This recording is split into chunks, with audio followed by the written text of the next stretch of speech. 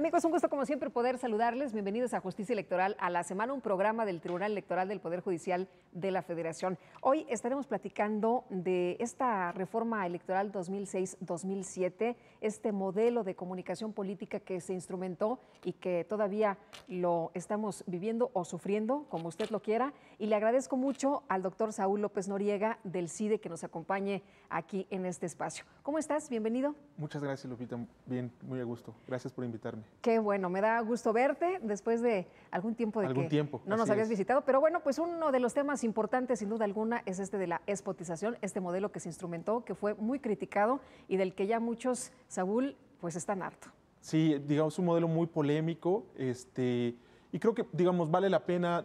Desde la primera elección se estableció en el 2007, la primera elección federal fue 2009, donde se echó a andar este modelo. Ha habido varios procesos electorales, tanto federales, locales, como para evaluarlo, pero estamos cumpliendo 8 años de vida de este modelo y pues, para bien o para mal, también hay algunas voces que están tratando de presentar argumentos para revertir, eliminarlo o, en su caso, someterlo a un ajuste relevante. Sí. Entonces, creo que vale la pena reflexionar sobre este modelo de comunicación político-electoral, que ha sido muy importante en el trabajo de las autoridades electorales, ¿no? y de los jugadores en la competencia electoral, ¿no? Ahora, son 30 millones de spots que nos tenemos que aventar todos, que pasan desde las 6 de la mañana hasta las 12 de la noche.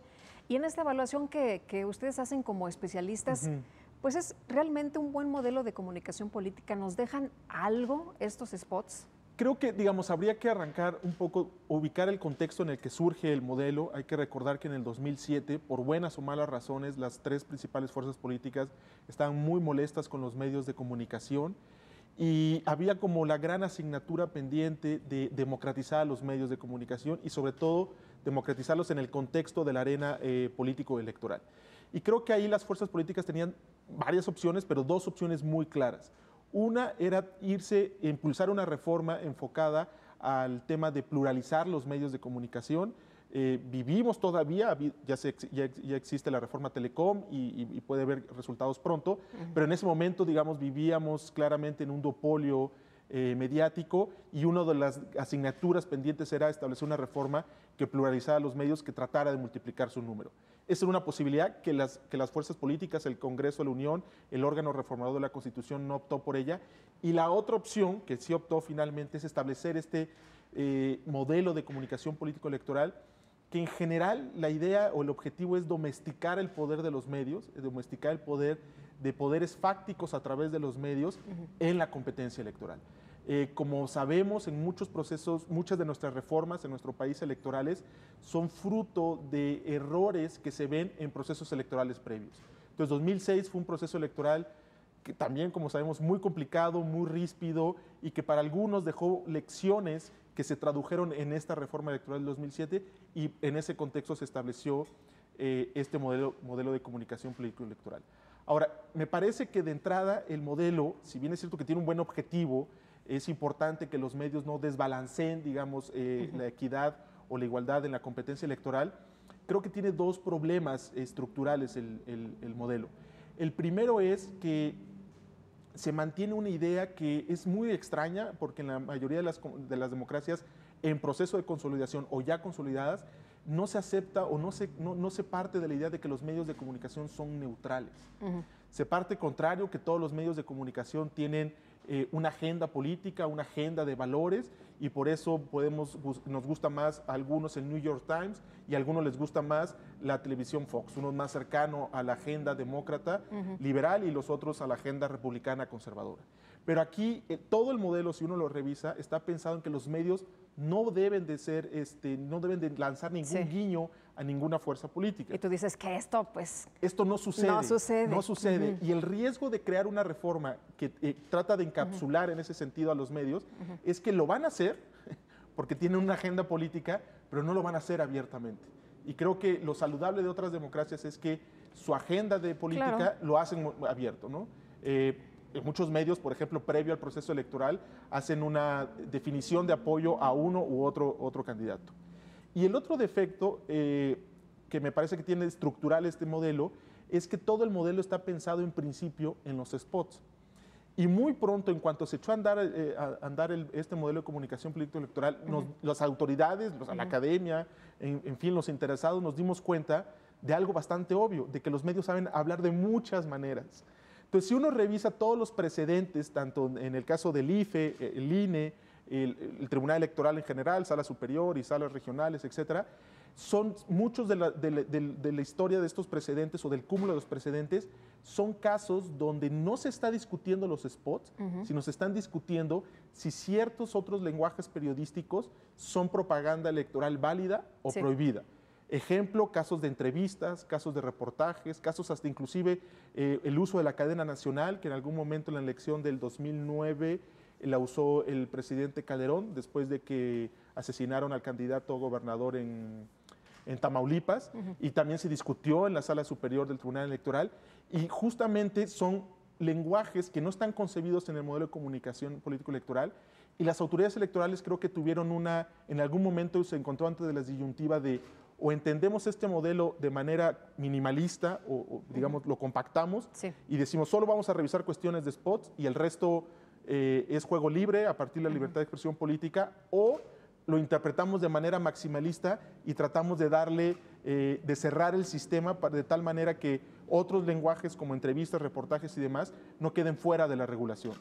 Y el segundo camino que optó las autoridades electorales en general fue este. Y uno puede estar de acuerdo y creo que políticamente tal vez fue una buena decisión del tribunal, del IFE, etcétera, pero ha generado eso infinidad de problemas porque al final cada caso que llega, las autoridades hacen una especie de malabares para tratar de resolverlo de una u otra manera, ¿no? Ahora, en el caso de los spots, ¿qué es lo que nos dejan? ¿Qué es lo que deberíamos estar cambiando? ¿Crees que sí, este modelo ya está desgastado, es un modelo que no es equitativo y tendríamos que estar pidiendo como ciudadanos que se regrese a la mejor a esto de los tiempos abiertos, del debate abierto, no de estar pues con este bombardeo de tantos spots durante todos los días que lo único que hacen es molestar a la gente? Sí, en efecto, digamos, creo que hay varios raseros para evaluar un modelo de este tipo, implica muchas aristas y demás. Un primer rasero es si finalmente los spots es el lenguaje mediático idóneo para elevar el nivel de discusión en una democracia, ¿no? Está el problema de la cantidad, que son muchísimos, pero también está el problema de la calidad. Finalmente los spots no creo que sea un lenguaje, digamos, está atado a una serie de exigencias, entre otras tiene que ser muy rápido, tiene que lanzar unos bullets, tiene que ser muy atractivo, 30 segundos nada más. 30 segundos, etcétera, lo cual, digamos, pues es muy cuesta arriba, aún en el caso de que una fuerza política quisiese realmente informar, debatir, polemizar con este instrumento o este lenguaje mediático, es muy complicado. Y creo que también hay, digamos, ese sería un primer punto, pero hay otros raseros a partir del cual evaluar el tema de este modelo. O sea, creo que si finalmente la idea era domesticar a los medios, creo que hay una gran pregunta si efectivamente este modelo de comunicación político-electoral realmente ha menguado o disminuido el poder de nuestros medios al influir en los procesos electorales.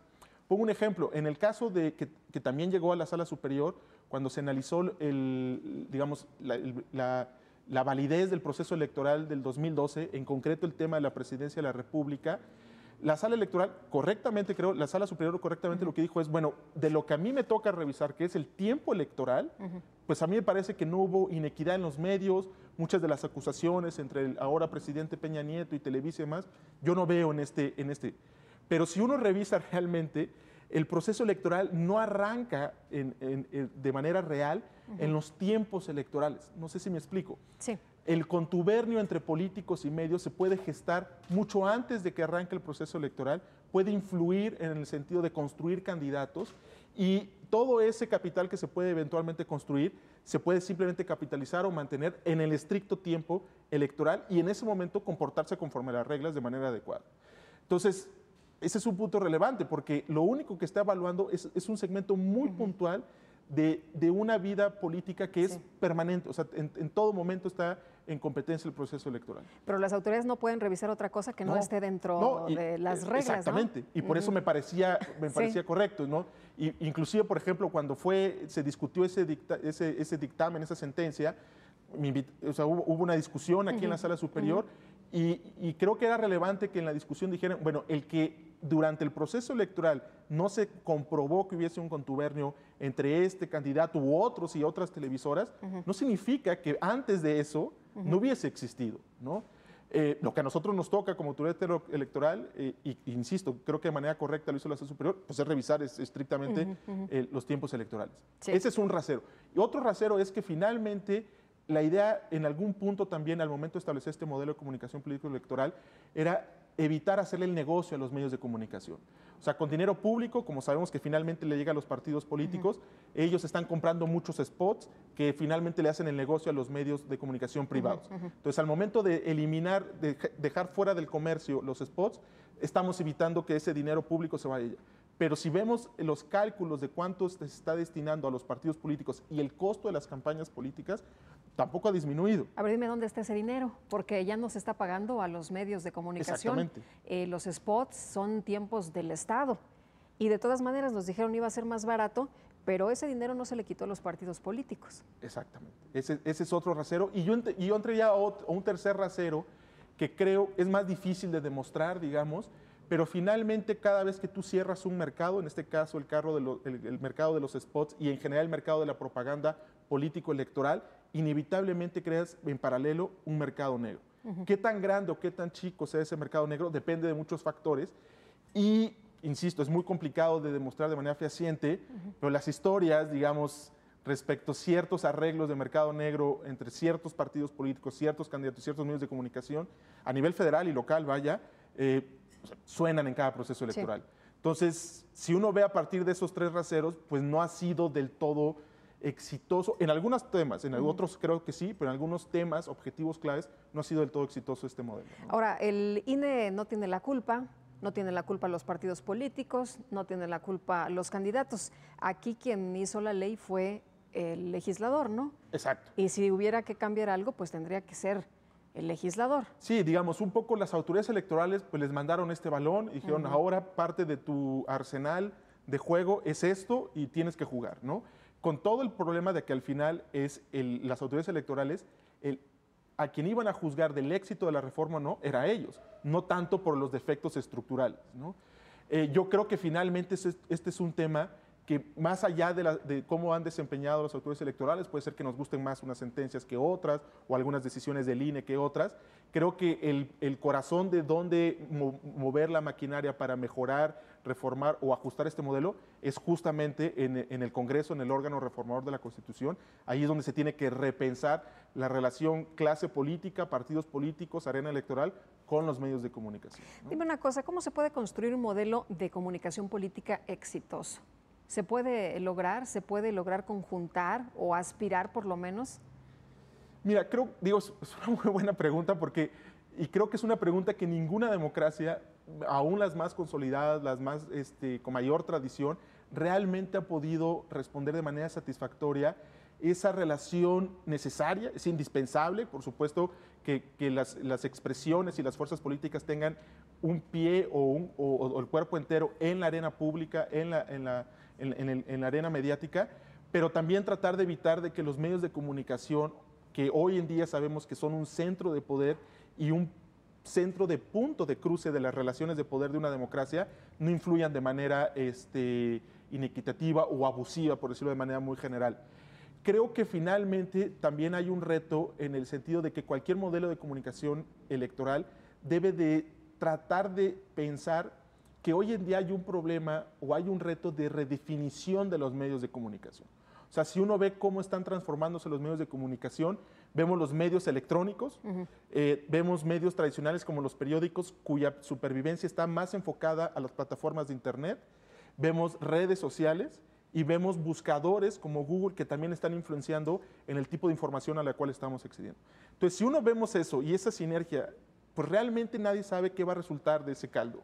Lo cierto es que el modelo de comunicación que se piense o reflexione sí tiene que ser suficientemente flexible, y creo que ese es otro problema de nuestro modelo de comunicación, que es bastante rígido. Debe ser suficientemente flexible para poder enfrentar a esta transformación de los medios que está teniendo en el mundo en general, en el mundo occidental por lo menos, ¿no? Y ese es el gran reto, o sea, dar cuenta de esa transformación mediática y a su vez tratar de limitar el poder fáctico o privado, por decirlo de alguna manera, y económico que los grupos mediáticos están teniendo cada vez más, en general, no solo en este país, sino en el mundo, ¿no? ¿Es momento de hacer un cambio? ¿Es momento de que se le meta mano a este modelo? Mira, justo hace unos días hubo una discusión al respecto en Jurídicas, convocado por Jurídicas del UNAM y por la Sala Regional Especializada del Tribunal Electoral. Y digamos, un poco la discusión era, mejor no le movamos porque podemos perder más. Al momento de meterle mano podemos perder lo poco o mucho que hemos ganado. Yo creo que también hay que repensar, yo creo que sí hay que ajustar algunas cosas. Creo que hay que ser cuidadosos porque al final hay muchos que quieren eliminar este modelo de comunicación electoral, no necesariamente para mejorarlo, sino para regresar al contexto de que los partidos políticos empiecen a destinar esta enorme cantidad de dinero en las campañas a el negocio de los medios de comunicación. Yo diría que sí hay varios temas procesales respecto a las medidas cautelares, por ejemplo, que hace el INE, pero no la sala especializada, algunas cuestiones de definiciones. Creo que es importante que por lo menos haya un poco de más claridad respecto al futuro de redes sociales.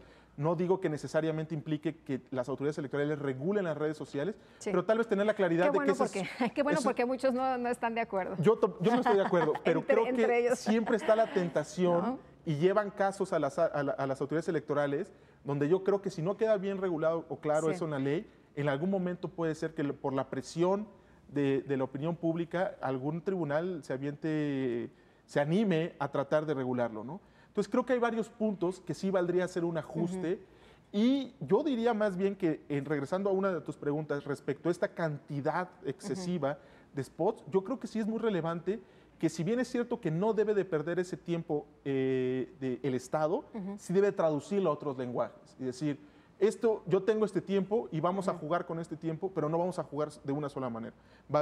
Este tiempo se va a destinar para cierta cantidad en spots, pero también va a haber para debates, va a haber para entrevistas y va a haber para otros lenguajes. Creo que eso sería mucho más saludable y podría un poco darle dinamismo a un modelo que pues muy inflexible, ¿no? Ahora, se han encontrado, tú hablabas como de una especie de trampas, ¿no? Hay pues partidos políticos que nos presentan un spot que saben que no va a permanecer al aire, de cualquier manera lo lanzan y después lo sacan. Ahí también estamos viendo algunas cuestiones que realmente pues a la gente le irritan mucho. Sí, digamos, cuesta mucho cualquier modelo, más allá de cómo califiquemos, con jugadores pues que no juegan limpio, digamos, ¿no? Esto de jugar limpio no en política es una cuestión de grados, digamos, no hay o sea, cuando estamos hablando de conseguir el poder, es muy complicado que sea un proceso impoluto, pero sí, efectivamente, hemos tenido varios jugadores que siempre están tratando de llevar al límite las reglas del modelo. Mira, para comentar un caso muy reciente que le llegó justamente a la sala regional especializada, esta cuestión de que hay vallas en los estadios de fútbol, en concreto el Estadio Azteca, donde uno puede anunciarse. Tú no pagas por salir en la televisión, pero sabes que si te anuncias ahí, indirectamente vas a salir en la televisión. Entonces, un par de partidos políticos se anuncian ahí, los acusan, llega a la sala regional y ellos arguyen que pues ellos no pagaron por salir en la televisión, que ellos simplemente pagaron la valla. Pues es una trampa muy vulgar, porque todos los que están en el mundo de la publicidad saben que si tú te anuncias en las vallas de un estadio, cuanti más el Estadio Azteca, sabes que indirectamente vas a tener resonancia mediática. Y aunque no estés en el mundo de la publicidad, aunque seas un simple espectador de un partido, ¿no? Entonces, esos son el tipo de casos que siempre están, en cada proceso electoral surge alguna nueva manera más o menos creativa para poner al límite el proceso, el modelo de comunicación y poner el límite a las autoridades, que son las encargadas de procesarlo y hacer operable el modelo, ¿no? Y eso definitivamente no ayuda. O sea, jugadores que siempre están tratando de darle la vuelta, de ver la trampa o de estirar la liga, complica mucho el día a día de la operación de este modelo, ¿no? Ahora, más spots, menos votos, es lo que se ha mencionado también, ¿no? Sí, no necesariamente resultado, digamos, puede ser una buena consigna, una buena diatriba, pero no ha habido un caso de que se refleje realmente, sí, digamos, sí hay, digamos, más allá de la cuestión legal y del modelo, Es claro que el surgimiento de las candidaturas independientes, el éxito de algunas, muchísimas no, la mayoría no, sí hay, un fastidio, digamos, del electorado respecto a los partidos políticos y la manera de hacer política de los partidos políticos. Pero creo que más hay, y eso está bien, digamos, y si segmentos de la población dicen, oye, hay muchos spots, menos, se vale, creo, y no voy a votar por el que tiene más spots, sino porque el que tiene menos, creo que eso, por supuesto, cada criterio para definir tu voto se vale. Pero más allá de eso, creo que es importante repensar qué hacer desde la estructura del Estado con esos tiempos que ya están ahí, y que es muchísimo tiempo, y que, como comentamos en algún punto de la conversación, pues no se están utilizando, o sea, no se están exprimiendo de la mejor manera. Sí. Sería mejor que esos 30 segundos se acumularan, se sumaran y tuviéramos un programa de 30 minutos de discusión, como de antes. debate, como antes. Como antes, ¿no? Que teníamos en el Instituto Nacional Electoral, ahora IFE, había un programa, era mensual, pero era un programa en el que se debatían pues diferentes puntos de la agenda, ¿no? Y participaban todos los partidos políticos. Exactamente. Y bueno, ahora está prohibido por la ley. Ahora no se puede, digamos. Ahora todo se volcó justamente en lo que te decía a los spots. E inclusive esta cuestión, que ahí hay una cuestión delicada y que, insisto, las autoridades electorales han hecho malabares, porque en ocasiones un medio puede decir genuinamente, oye, me interesa entrevistar a este candidato, porque es muy carismático. La verdad, yo no comulgo con sus postulados políticos, pero me sube la audiencia. Sí. Y yo juego a eso, ¿no?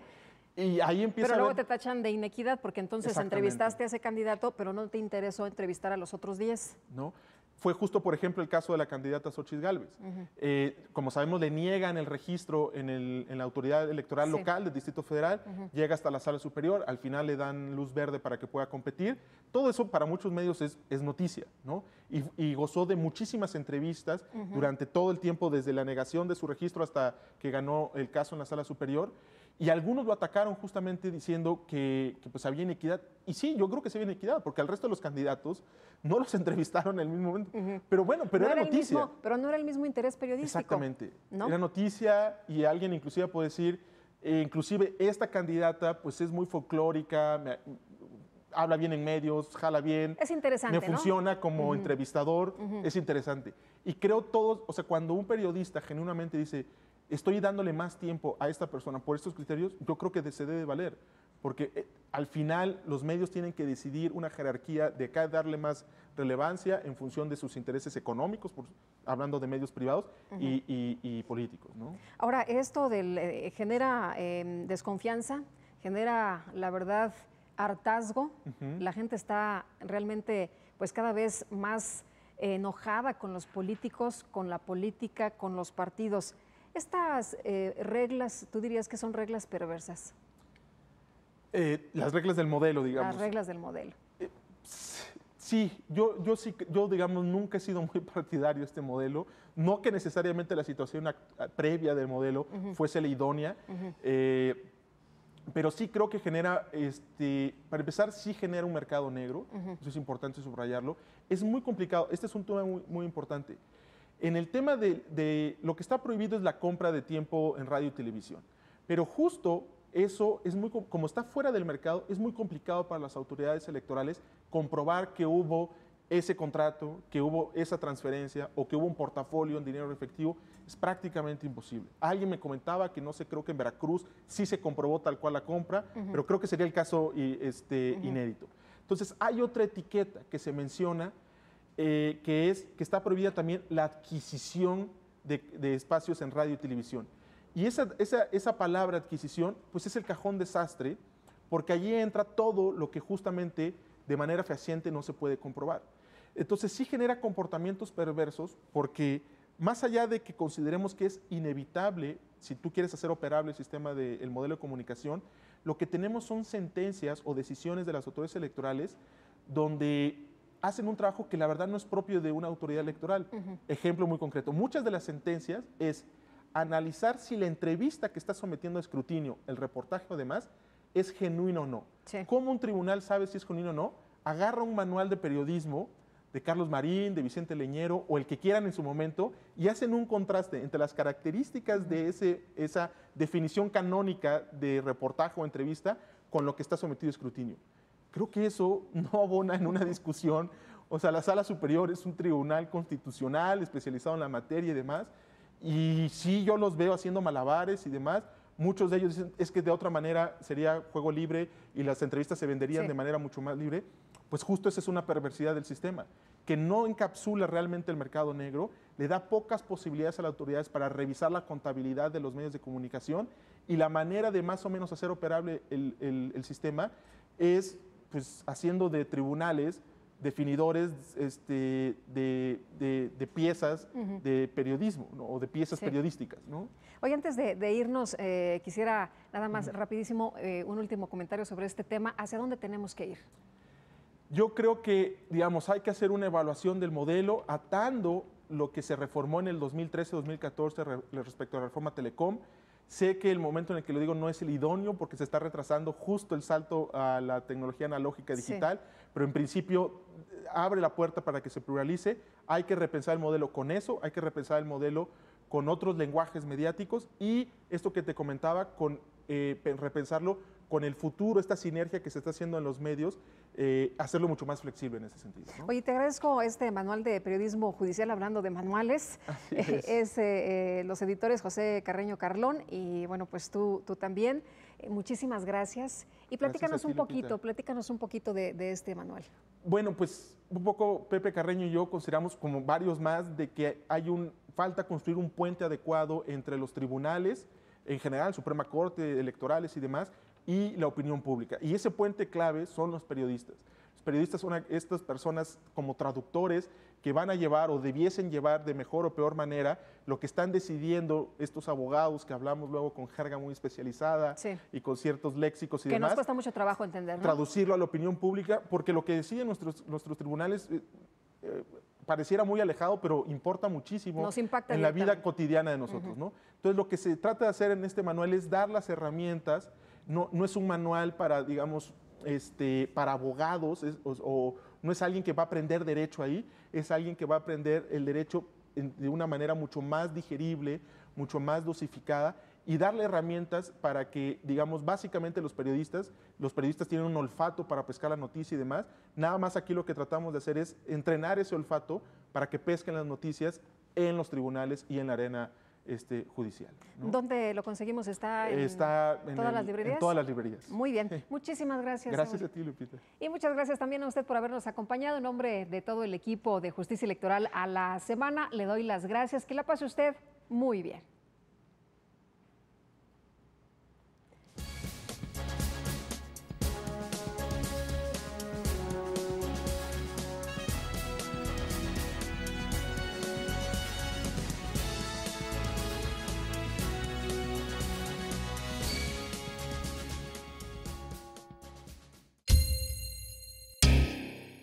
El Tribunal Electoral del Poder Judicial de la Federación emitió, previo a la jornada electoral, importantes resoluciones para dar solidez a la figura de candidaturas independientes. Con dichos criterios, se garantizó su participación en condiciones de equidad para el proceso electoral 2014-2015. Tribunal Electoral del Poder Judicial de la Federación. Tú tomas la decisión, nosotros la protegemos. La democracia es cuestión de todos los días y de todos los ciudadanos, de grandes y pequeñas decisiones. En el Tribunal Electoral trabajamos para que tu voz sea respetada. Resolvemos a favor de la igualdad política entre mujeres y hombres. Defendemos las decisiones que toman con autonomía los pueblos y comunidades indígenas. Nuestras sentencias garantizan el respeto a tus derechos político-electorales, consolidan nuestra democracia. Tribunal Electoral del Poder Judicial de la Federación. Tú tomas la decisión. Nosotros la protegemos.